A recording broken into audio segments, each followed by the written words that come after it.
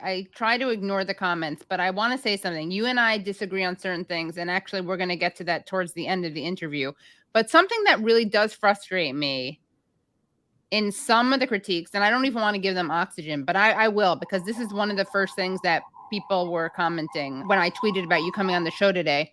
There's this line about you that you are doing this to sell books. You can respond to that, but I just want to say something, because I find that to be such a disingenuous argument.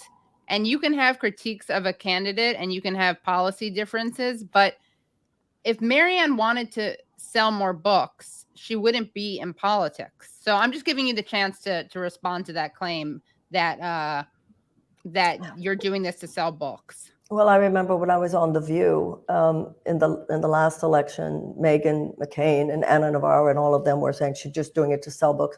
First of all, every candidate had a book that was about their agenda. That's what you do. I'm sure many people remember Dreams of My Father that Barack Obama had, The Audacity of Hope that Barack Obama had. That was a good thing. That's not a bad thing. I don't have a political book on this campaign because I had already written that last time. It certainly did not sell books. Although I will point out the one who did have a bestseller based on his book he had at the time was Andrew Yang. Nobody complained about that. I write spiritual books, except the 2 political books that I'd written, one of which was to explain my agenda, like every other one did, Kamala Harris and everyone else, which is what a candidate does. I make my living, however, writing spiritual books. The way to make money writing spiritual books is to go on a book tour, not a presidential campaign, and you talk about that book. I mean, all those people say I'm selling books. When have I mentioned a book? You don't mention a spiritual book. The way to sell a spiritual book, I can tell you, because I've written a few of them, is to never mention politics. Right. Talking about politics, being in politics has been actually very bad for my career from a commercial sense. There is someone who worked for the campaign who lost his job, who got on the internet and said, it's just a book tour, folks. This man knows nothing about book publishing. He knows nothing about me, actually. Yeah. And it's just very sad that people will take a narrative like that, like so many others about me, I might add, and run with it. Yeah. Tell me what book I'm selling. That's the interesting thing. What book am I selling? Because I don't know which book do they think I'm selling. Right.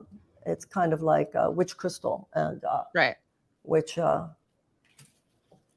person have I thrown a phone out recently. Speaking of which, I want to take it back a little bit, because another thing that you've dealt with are rumors about not believing in medicine and that you're bad on LGBTQ rights. Can you talk about your early days with Project Angel Food? When my career began, in a way, gay men in Los Angeles gave me my career. And I say that because not long after I started lecturing, the AIDS crisis really burst onto the scene, and I was living in Los Angeles.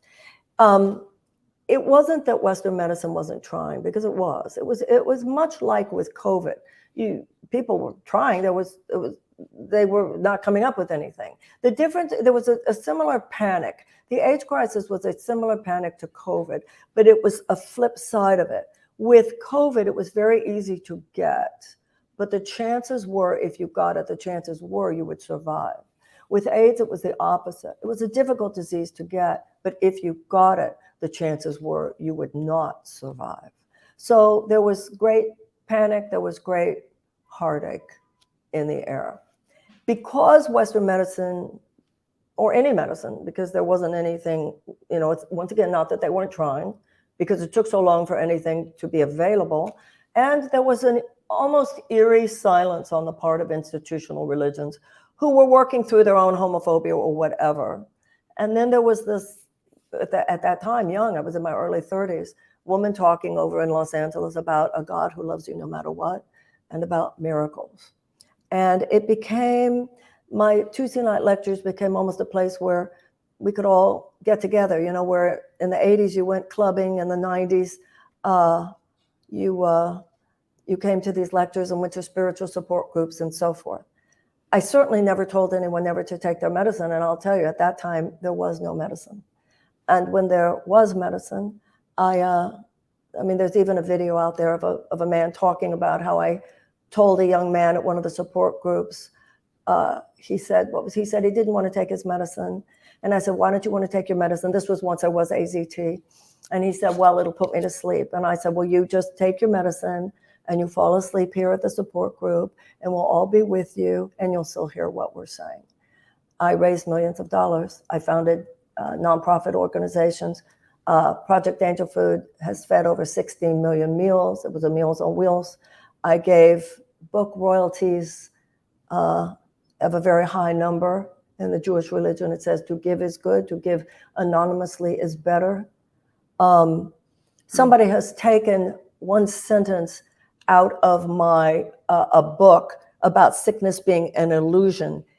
It's the same way, it's in a section which if you read it, like Buddha says the world is an illusion, Einstein says time and space are illusions of consciousness, albeit persistent ones.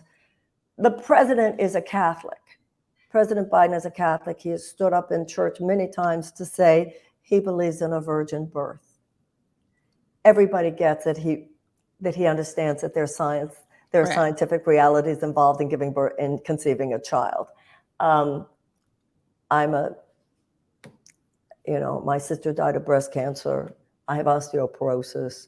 To say that I don't go to the doctor or understand the ravages of illness is one of the more vile narratives that has been projected onto me, but there are quite a few of them at this time, so what are you going to do?